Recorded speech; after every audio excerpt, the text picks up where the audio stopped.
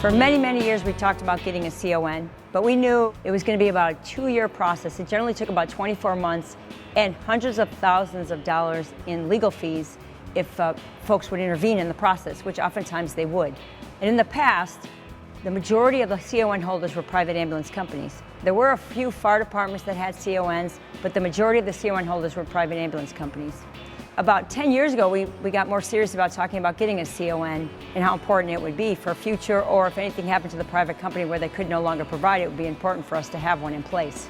So the opportunity really came up probably about 1.5 years ago or 2 years ago, and we did apply. The fortunate thing was the city management had an agreement with Southwest Ambulance if they would not intervene in this process. They agreed to that, but in the agreeing was that they would extend the contract for 6 more years that we currently had with Southwest Ambulance. Jason Taylor did the bulk of the work for our CON. The process itself of just getting prepared was about a 2 to 3 month process. And once we applied, we received our CON in about 7 months' time, which is pretty amazing to get it that quickly. Now, in order to have a CON in place, you have to have ambulances that are inspected by the state. And we have 3 ambulances in our system now that have been inspected by the state that we can use for rescues. When we applied for the CON, it was for ALS transport, BLS transport, convalescent, and interfacility. Not that we're doing all of those things, but it gives us the option if years down the road we want to do those things. So all that stuff is in place right now. So when we wrote the CON, because we agreed to a 6-year contract, the premise was that we would back up Southwest when they could not provide the service. The 6-year contract that we have in place is very similar to what was in place prior to us getting the CON. So currently Southwest will replace all of our supplies, as they have done, on any transports that we do. If we don't transport, we cover the cost of the supplies. And also they do paramedic ride-in fees. We do have our protocol when you ride in, if you've given a narcotic, and also if you've given pain meds and there's not relief or not enough relief for the patient. We want you to continue doing that. And regardless of the ride-in fee or not, sometimes it's really good to keep that relationship open with the hospital so they can see who's in the field, who are the first responders in the field that maybe they don't get to see as often.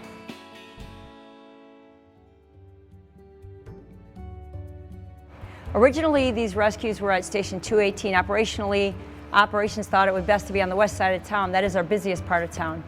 But what we were finding was when we needed to break down into the ambulances, engine 218 was on a call oftentimes, so that defeated the purpose of having the ambulances there. It took longer to get another unit there. So we decided to move it out east here at Station 217. What happens is when the alarm room notices that we're down to 5 ambulances, they will call for low ambo, which is a queue, and they'll let Station 217 know, and they break down into the two rescues. So when we go on low ambulance here in the system, oftentimes what happens is Southwest Ambulance will call for altered protocol. Every time Southwest calls for altered protocol, there is a $1,000 fee that's attached to that because we have to change our process and our protocols. And then we only dispatch an ambulance automatically on the big 5 calls, which are 2-in-1 medical, full codes, drowning, stroke, and childbirth. Also, the rescue will get dispatched if Southwest Ambulance has an extended response time. And we had discussion administratively if we staff these units 24/7, but to date, we have done 8 transports with our ambulances. It's a little over 1 a month. So we really can't justify staffing 24/7 for 1 transport a month. Southwest Ambulance averages about 83 transports a day. So our part in this is very, very small, but it's very, very critical because we're in the emergency business, and when the ambulance transportation doesn't have anybody available to transport, that's when we step in. Something else in having our rescues, now that we can transport and we do our CON, we will be billing for services. So there is a little training that goes with that to assure that certain things are in place when we're billing. So it's going to be new. There'll be some training that'll be on Target Solutions for everybody. And the folks here at 217, they will also get some additional training to make the process easier for the billing.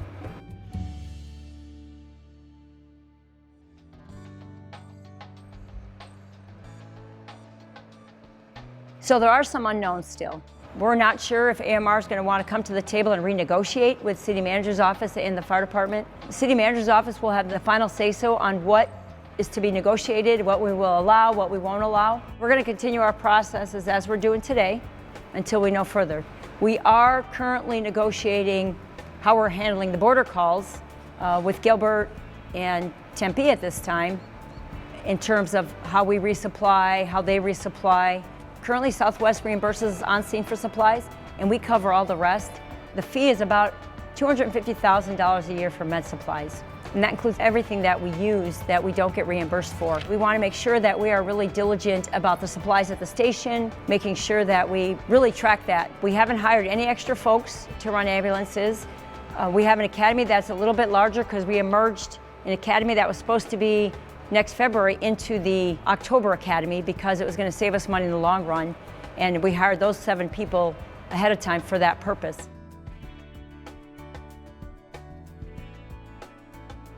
It is our responsibility to be prepared for anything that we need to do.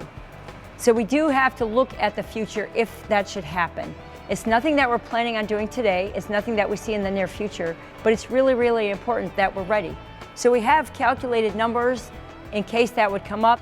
Just to give you an idea, to start up an ambulance, it would cost us between $10 and $11 million. That would be for about 15 24/7 units, 4 peak units, staff with non-sworn members. And that would also include all of the support staff. So yes, we have prepared for that in the numbers in terms of what it would cost the city. It's nothing we have in place for the near future. We're waiting to see what happens with Southwest. They're currently in our system for 6 years. Once AMR takes over, there's still many unknowns with this that we are still working on and will be working on. But hopefully that answers a lot of the questions that are out there. If not, we met with battalion chiefs on this. Please get with your BC. Something I do want to say to everybody as well is, I want to thank you. I know that we are going through a lot of changes in this organization. We have our CCUs, our CCSs. We're doing a lot more in the last few years than we've done in a while. And then we're adding the rescues on top of that. These things just don't happen without support and without operationally everybody coming together to make it work. Really, Mesa Fire is known nationally for everything that we're doing, and it's because of you. And I really, really sincerely thank you for that, because all these changes that we're going through is really making us a better department and really getting us out there in terms of what the next phase of the fire service is going to look like. We're setting the example, and you are all setting the example, and we thank you for that, because we could not do these programs if it weren't for you putting the work in place. So thank you very much.